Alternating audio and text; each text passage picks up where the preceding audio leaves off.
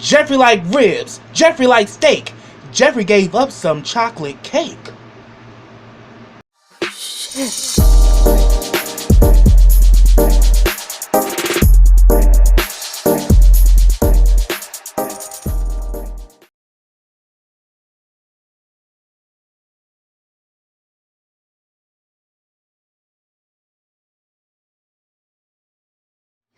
Hey, what's up, everybody? Welcome back to KRSTV. This is your boy Kenny. Now remember, subscribe to my channel. Click that bell so you get notifications every time I drop a video. Also, follow all the information I have in the description box. Also, like this video, comment on this video, and share this video. And this is the Haves and the Have-Nots Season 8, Episode 7. And the name of this episode is A Change of Heart. Man, this episode was really good, especially the damn ending. Jeffrey got his life. But let me begin. The episode picked up where it left off, where Jim has played this, has pretty much let Hannah hear somebody get shot, and he kind of starts mocking her that Benny's dead. She flips the hell out and jumps in the bed and starts beating the crap out of him, and I'm like, Hannah, too much, too little, too late, because you should have did that shit on the last episode while he was taunting you, instead of you saying, Mr. Jim, you know, falling for his racist slave tactic. You should have shut that shit down. But when she was given that realization that possibly Benny could be dead, oh, she jumped in that bed and started wailing on his ass. The nurse had to come in there and pull her off, and she's telling him to go to hell. And then afterwards, he tells the nurse, I need some more pain meds. And she's like, well, sir, he's like, bitch, get me some more fucking pain meds, like I said.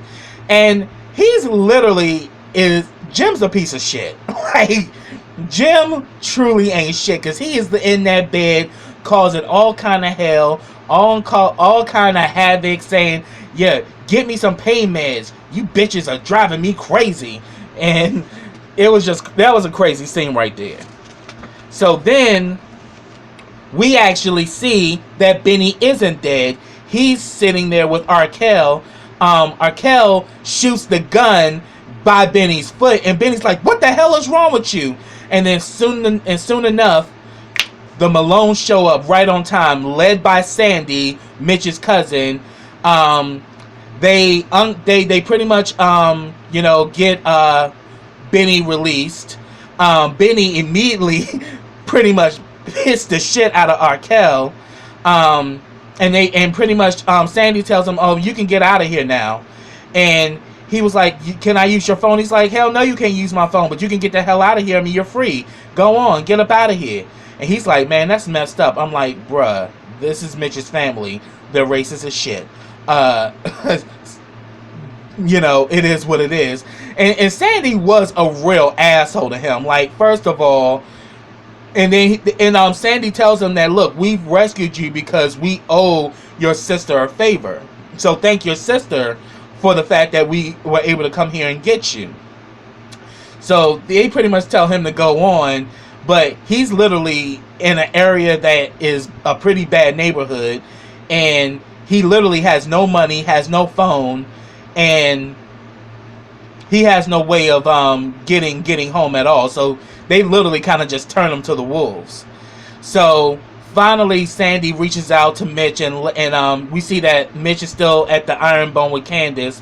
They let him know that they got him, and pretty much Sandy was like, you know, we let him go, and he's like, why don't you just why don't you just drop him home? He's like, man, I'm not doing all of that.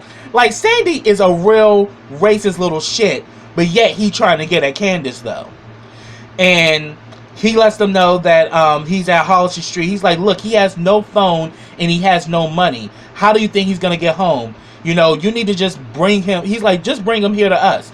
And Sandy agrees, but he's like, okay, fine, but we're going to have to put his ass in the trunk. I'm like, and then like Candace overheard, he's like, oh my God, your family is so racist. And Mitch tells Candace to call her mother, and she says, I'll call her once Benny gets here. Then we go back to the house with Jeffrey and Madison. You know, Madison woke up from his nap. He's still standing up, standing there looking at, still standing right in front of him in full Monty mode. And he's telling Jeffrey to look at him. And he's like, why won't you look at me, Jeffrey? He's like, I'm just trying to give you your privacy. You know, he's like, I can tell you're interested and all that. And they go back and forth. And Jeffrey's like, I'm trying to respect you. He's like, I'm not asking you to be respected. What? Am I being too forward for you? Oh, should I act like Justin now? Is that what you like? I'm like, Madison was doing the most in this scene, but we know that Jeffrey full of it, and we can tell Jeffrey is intrigued, and he's like, and he tells him like, you have a nice body, and then Madison's like, oh, you too, and your skin just like honey. I'm like, I know you ain't trying to quote The Color Purple, Madison. You need to sit your ass down. And then he's like, are you turned on? And then Jeffrey starts admitting, I'm turned on. And he's like, touch me. And then the next thing you know, we see that they end up getting it on. And I'm going to get to that because we see them at the end. And I'm like, honey boo boo child. All right. So finally we see that Hannah arrives home after going havoc on Jim. She's emotional and everything. She's trying to get in touch with Candace. Since Candace is not answering her phone, she decides to call the police. And she pretty much says that, you know, my son was kidnapped and all of that. And she tells them her address and all of that. And then she gets a collect call from Catherine. And while she's talking about that Jim kidnapped Benny and possibly I think Benny could be dead or Benny could be hurt. Next thing you know, we see that Benny, Candace, and Mitch finally come into the house. And she immediately just kind of like drops the phone and just is in awe that Benny is alive. So that goes to show you that Jim was fucking with her head and Jim was just being a racist piece of shit. Then she gets back on the phone with Catherine. Catherine wants her to come to the jail because remember on the last episode, she told Marty, it suggested that you need to turn over your assets to someone you trust, and she says that, and she mentioned Hannah, and pretty much she tells Hannah, I need you to come to the jail to visit me because I need you to do something for me, and she also tells her that, you know, you're gonna meet up with Marty and Marty will get you in. And then as soon as her ass get off the phone, here come Catherine with that white privilege shit like, can somebody clean this damn phone? Like, boo-boo, you are in federal prison. You are not at the fucking Four Seasons, bitch. That damn Catherine is a mess. So, then all of a sudden, once Hannah leaves the room, I want Benny to fucking die. Because immediately Benny again starts with the bullshit, telling Candace, you ain't giving that money back. The hell with him. I can handle his bitch ass. If it was up to Jim, you would be probably fucking dead right now. And if it wasn't for Mitch and his family, you would not have gotten the fuck out of there. And probably after she gave that money back, they still would have killed your ass. You stupid piece of shit. Oh, Benny get on my fucking nerves. And then he's telling her, I'm going to take you to the airport and you going to leave with that money and you ain't going to look back. And like Catherine, and then like Candace is like you heard what mom said. What, you want to make her angry? And he's like, since when did you actually care whether she was angry or not? Benny ain't shit. Throw Benny's ass 6 feet under because Benny is just trash. They did all this shit to rescue your ass and you still gonna be on the bullshit?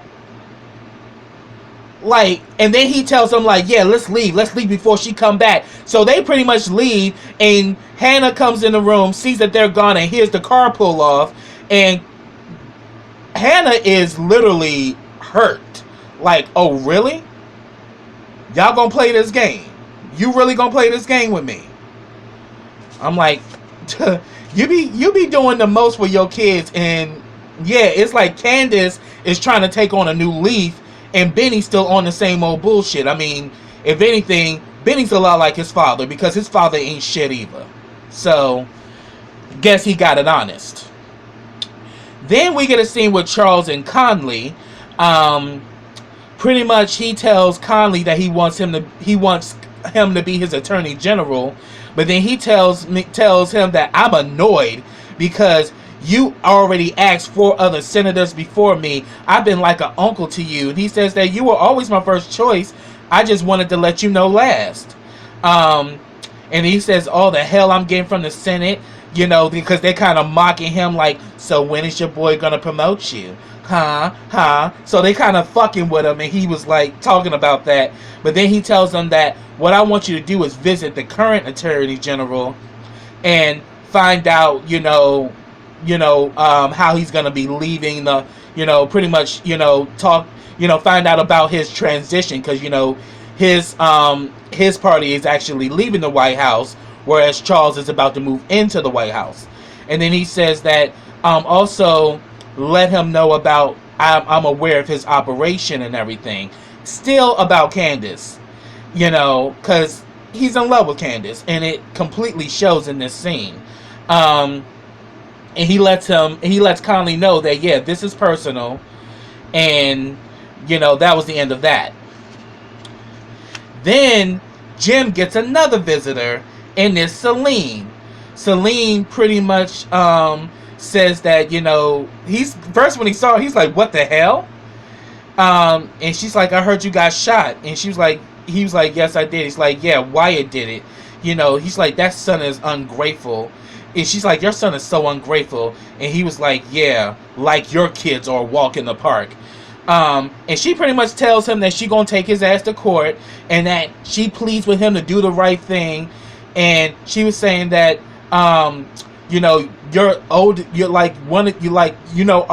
oldest son is going to college, and I'm working 2 jobs to support us, and and Jim is just a straight up evil bastard. Tells her that, yeah, you might want to make that happen because I heard the prices are going up on cardboard boxes, and pretty much tells her he don't give a shit. And she was like, oh, you think women are weak? He was like, no, I think some women are, though, like you perhaps. And she pretty much says that I'm about to show you how strong I really am. And she starts, speaking Spanish to him, and then he starts mocking her Spanish, talking about some liba, andale. Yeah. And I was like, oh my God, Jim is such a racist bastard. So you had 2 children with this Mexican woman that you don't even acknowledge. Like, how evil can you be after all those years that she worked for you and your family? And how long y'all had that extramarital affair, because it went on for years. So as soon as she leaves the hospital room, she calls Veronica and tells Veronica that she wants to take Jim down. And she's like, okay, I'll text you the address. And she asks her, what kind of car you drive? And she's like, huh? Like, what year is it? It's like, is your gas leaking? And she's like, well, I don't know. She's like, don't pull that shit up in my driveway. I'm like, Veronica, you evil bitch. Oh my goodness. Then we get a scene with Justin. Justin, comes into the room in his apartment and see that Veronica's goons are there to finish the job. So pretty much anytime Veronica calls them to fuck with Justin, they gonna be there to fuck with him. But he kind of pleads with them and all of that, saying that please don't hurt me, don't hit me here. And he's like, dude, you actually gonna tell me how to beat your ass? Seriously? And then he offers them $4,000, please don't hurt me. He's like, okay, fine. And he's like, could you please not come after me anymore? And he's like, look, you're gonna have to take that up with Veronica, man. But I am gonna have to hit you because I gotta make this believable. So he hits him in the stomach, and they kind of go off. Then we get a scene with Landon and Charles. Landon shares with Charles the articles that he's doing to help sweeten Candace's image and everything, and that he's turning the tide. And then he was like, so why are you doing this? Because you're trying to get your job back? He's like, no, I want to see you happy. And he was like, because I see how you light up when you're with her, and I want that for you. And then he asked, has anybody ever made you feel that way? And he was like, once. I think he was talking about Jeffrey. But then, you know, he tries to have a conversation with him and everything. And Landon was like, well, I don't know if I'm comfortable talking about my past relationship, you know, with a straight man. I mean, let's not forget, you did knock me on the floor. And he was like, yeah, but you were out of line for what you did, but my response was very homophobic, and I apologize. So we kind of see them kind of connect in this scene. And he was saying that, look, I'm gonna try to work Candace over, and I want to help you get her back.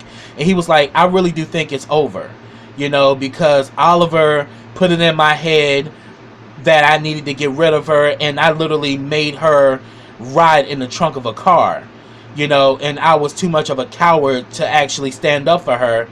But then Landon said that, hey, let me try. So we see that's what's going on.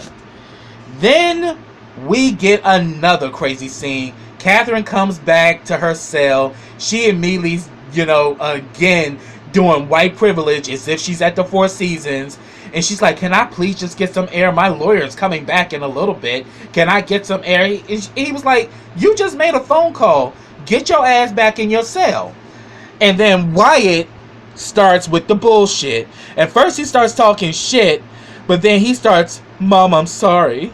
You know, I was high, you know, and I'm just so sorry. And she's like, well, you're in it now, baby. Tuh. Ain't no coming back from this. And he's like, look, I need a doctor, you know, get me out of here so I can go to rehab and all this shit. I'm like, Wyatt is literally a fucking idiot. Complete fucking idiot. You literally just killed your parents, and now you calling her mom, and I'm sorry what I did to you, and I'm sorry for what I did to Dad, and she pretty much says that, oh yeah, your dad's alive, and he's like, yeah, I know. And she was saying that, so what happened? Oh, the DA pretty much told you that we're probably not gonna press charges, and he's like, you're not? And she says, hell yeah, we gonna press charges. You know, you're gonna be in this thing for the rest of your life. There's no helping you this time. And he was like, well, what about Dad? And she's like, your dad is not gonna help you. He's like, yes, he will. I know he will. And she says that you literally tried to kill your father, and you tried to kill me. There is no help for you, and you're gonna rot in here. And then you just see Wyatt get all like emotionally bent up. I'm like, bitch, don't nobody feel sorry for you. You made your bed, you gotta lie in it with your stupid ass.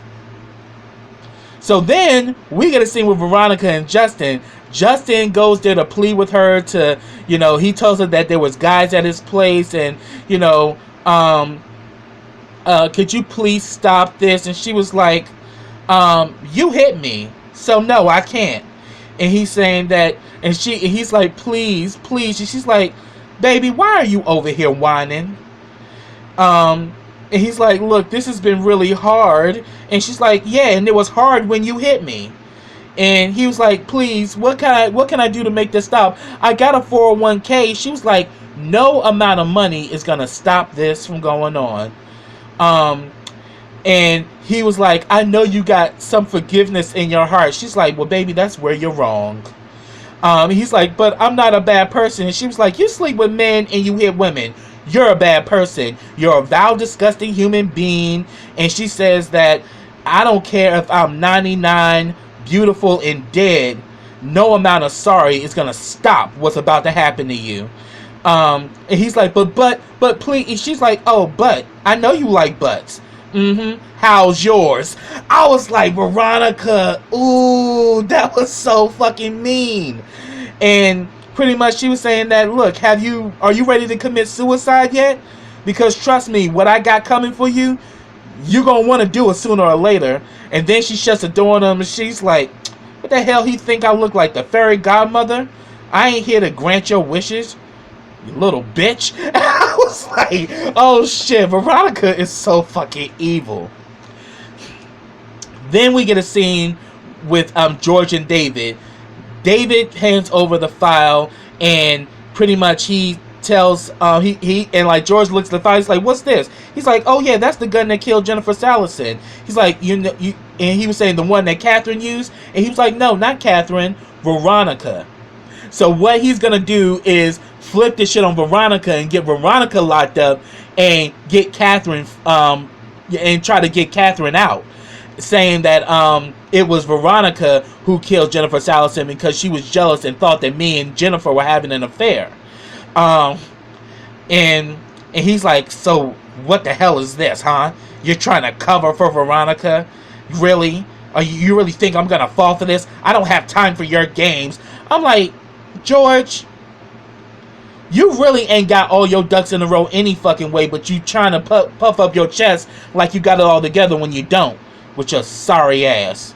But then he pretty much tells him that, look, I got solid evidence of the crimes, the cover-ups, the tax evasions, you name it. You know, and he says, I want immunity. And he's like, well, why would you want immunity, huh? What's up with this? And he said that, look, you know, I knew some of the things that she was doing, and I kind of kept silent, but I'm willing to cooperate with you and give you everything you need. So he says, okay, I'll look at this, but I still don't trust this. I'm like, George, you just won a conviction and you want to take down the criers, and you got a personal vendetta because you just want to get a conviction for Jennifer Salison, and you're willing to go through hell and great lengths to get it. And here it is, David is literally giving you everything on a silver platter, but he agrees that he'll meet David at his office, and they can go through the details. So then this is the tee-hee-hee, because all of a sudden, you know, after he did this, he pretty much called out for Jeffrey. He goes upstairs to Jeffrey's room, and Madison is tearing Jeffrey up. I was like, ooh, Jeffrey like ribs, Jeffrey like steak, Jeffrey giving up that chocolate cake. Didn't I say that I think that Madison is going to top Jeffrey? Oh yes, he was topping the shit out of Jeffrey, and Jeffrey was getting his life. You know, Madison was getting that. I was like, ooh! And David was completely blown away because he walked in on his son having gay sex, even though he's open to accepting his son's sexuality. But it's another thing to walk into the act of two men having sex. And literally, we see that David was perturbed that he saw his son getting dicked down by Madison, and Madison was throwing it. And I was like, I knew that's what was going to happen. I knew he was going to top Jeffrey. He was going to cut that chocolate cake with that pink knife, and that's exactly what he was doing. So that's what I got, y'all. Get down in those comments and let me know your thoughts about this episode, because I got my life. Soon as that damn, and then I was like, oh shit! Knew it was gonna happen. But until next time, everybody, take care.